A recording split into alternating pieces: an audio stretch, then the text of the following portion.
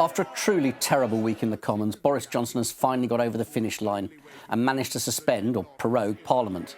It can't have come a moment too soon for him. His record is 6 votes, 6 defeats, the expulsion of 21 Tory rebels, the resignation of 2 cabinet members, including his own brother. What's more, he's been left dangling, ordered by Parliament to seek another Brexit delay, which he insists he'll never do, but denied the election which would get him out of this hole. I'm here with Philip Stevens, veteran observer of British politics. And I want to put it to you, Philip, that although the obvious conclusion is that things have gone terribly wrong for Boris Johnson this week, the overarching strategy, which is to set himself against Parliament, to run a people versus Parliament election and proclaim himself as the deliverer of the people's democracy, is still basically in place. Well, to be honest, I'm puzzled because, you know, we've been told since Boris Johnson moved into Downing Street that there was this great master plan with this great master strategist, a chap called Dominic Cummings. Hi. What's your next move? You guys should get out of London.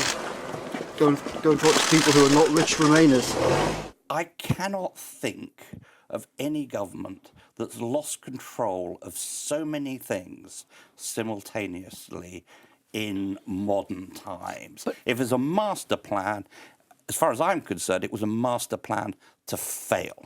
I understand that, but isn't it the case that when you say they've lost control, is they never really had control, they've never had a majority, and so, in a sense, losing control was part of this process. If they couldn't keep the Commons in line, they would rather show that it was frustrating them and take it out to the election. Well, I'm not sure whether they really wanted to go from a majority of none, really, to a majority of minus 40-something. With 20 or so party members between friends. And have a party which is even more fractious because he has to watch for rebellions from the left now as well as from the right. Now, look, you can argue, I think, that there's still a strategy in that it is possible to imagine the Conservatives winning an election. But if they do win an election, and they've got to get through what's going to happen in October about Brexit before that, if they do win an election, it won't be because of anything that they've done. It will be because Jeremy Corbyn is leader of the Labour Party. So actually, I do think it's very hard to see in this government a strategy that is beyond the pretty basic campaign run, which worked for Vote Leave in 2016, but I don't think works in a parliamentary context. Are you not struck by either when you see Vox Pops on the television from way outside of London, or when you meet people who aren't deeply involved in politics, the extent to which voters are just saying, I'm sick of this Parliament is stopping him? There isn't this wellspring of sympathy for Philip Hammond and the other Tory rebels. There's a lot of frustration with them. I think that's absolutely clear, but it's clear in the same way as if you sort of go across Middle America and talk to people there, you will find lots of people who are absolutely 100 solidly behind Donald Trump. But in Donald Trump's case, it's 40% of the electorate. I think in the Conservatives' case, they're running what's called a 35% strategy. So what they're doing is they're hardening up the support among true Brexiters, if you like, but they are discarding votes elsewhere. So they've lost Scotland, probably, with the resignation of Ruth Davidson. And I think they probably lost a lot of the south of England to the Liberal Democrats. So this raises the question of whether they can win an election, or whether the Leave side can win an election without some kind of deal with the Brexit Party. As you say, they're running a 35% strategy. The polls are generally putting them somewhere between 32 and 35. They're giving the Brexit Party, Nigel Farage's party, around 12 to 13% at the moment. Clearly, that's way too much for Boris Johnson's liking. Theresa May got 42% and didn't win an election. So what are they going to have to do with the Brexit Party? Can they tough it out on the assumption that in the end, Nigel Farage is going to have to look at this and go, if I run against the Conservatives, I could lose Brexit? Well, I think we probably both agree that this election is probably going to be decided on a regional and seat-by-seat basis rather than the sort of national percentages. But I think that, for me, a path for to put Boris Johnson back into Downing Street means taking 40, 50 seats in Labour heartlands, and doing that against Nigel Farage is pretty much nigh impossible. So he's either got to do a deal with him or get him out the way? I think so, yeah.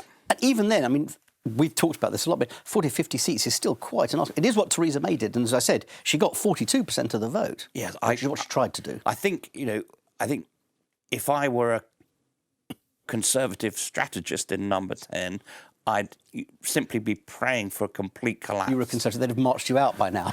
That would have been pushed out. But I probably would have done rather better than the existing ones. But I think they have to pray for a complete collapse in the Labour vote. And I think the only way that the Conservatives can win a majority is if the Labour vote doesn't just fall sharply, but it collapses towards 20%. The one thing to consider is, obviously, at the last election, the Conservatives and Labour got between them around 83% of the vote, the most vicious third-party squeeze in modern memory. The Liberal Democrats are not going to do that badly again, so that could affect the results in all kinds of places. Yes, I think we're going to have odd results in different places. I would, if I had to guess, I'd guess that the Liberals are going to be up to 30, 40 seats quite easily. And that's mostly at the Tories' expense. And that's mostly at the Tories' expense. I think the SNP will have more or less a clean sweep in Scotland because Labour are in desperate trouble in Scotland as well. I think you might even get the odd Greens, and it depends whether...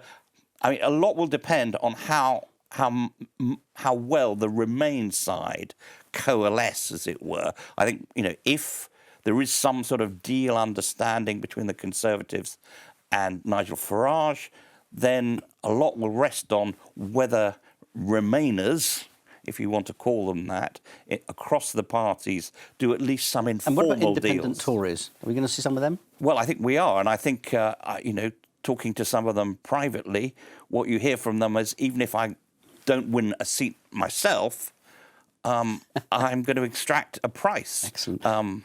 So I would very much expect, Philip Hammond, Amber Rudd to be standing. One last thought. But Boris Johnson's now got 5 weeks before Parliament sits again. He can spend a bit of time trying to get a deal. Maybe he can, maybe he can't. But if we get to October the 19th, he hasn't got a deal. He's faced with the choice of comply with the law, telling him he has to seek an extension, or resign, or try and defy the law. What's your best bet as to which way he'll go? Well, I'm not sure which way he'll go, but I would guess, given the pledges given yesterday in the Commons about obeying the law, that he will sign and then resign. So he will sign the letter asking for an extension, saying he had to obey the law, and then resign, saying, I'm a man of principle. Funny word to attach to Boris Johnson, but he would claim to be a man of principle and then resign. Actually, that may not be as terrible for him as some people suggest in terms of his electoral appeal. I think there's a chance that Leavers will believe him when he says, I was forced into doing this. Look, I think Leavers will vote for Boris Johnson and or the Brexit Party because, we do see this divide in British politics now, which is, as much about Leave or Remain as about Tory, Labour or other, old tribal identity. So, look, I think the Brexit side can be sure of getting perhaps 40% of the electorate in a general election. But whether that's enough for a majority, I don't think so. I think, the central forecast now must be for a general election and another hung parliament. Well, it's good to know that will sort everything out. Thanks very much for that. Thank you.